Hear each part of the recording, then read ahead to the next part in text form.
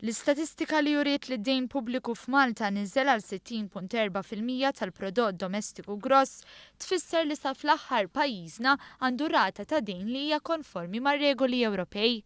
Iddikjara dan l-ekonomista Philip Von Brockdorf f'intervent waqt il-programm One News Breakfast. Id-dejn strajdu hekk issa wasal livell skont il-patt ta' stabilità u tkabbir ġifieri ta' 60% tal-prodott gross domestiku. Il-fatturi, l-ewwel nett ovvjament qed naraw żieda fit-dħul tat-taxxi kemm min-naħa ta' konsum bħala VAT u kif ukoll bħala income tax, l-aktar ovvjament minħabba impjiegi kemm ta' Maltin u kemm ta' barranin ukoll li l-numru tagħhom tikompli jiżdied. L-ekonomista nnota kif il-fatturi ewlenin li wasslu għal dan is-suċċess ta' pajjiżna huwa tkabbir ekonomiku qawwi.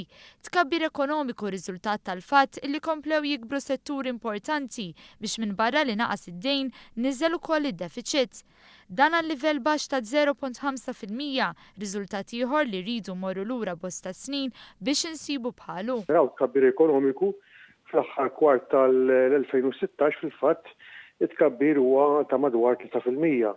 Dan hu dovut ukoll ovvjament għal fatt li qed naraw tkabbir f'ċertu setturi, mod partikolari setturi li huma qed iwasslu wkoll biex il-gvern idaħħal iktar taxxi bħal pereżempju l-iGaming u s-settur finanzjarju. Ġifieri daw kollha naħseb li fatturi l-iktar importanti li waslu għal fatt li d-deficit issa kważi laħaq il-livell rikjest fil-patt ta' stabilità u tkabbir.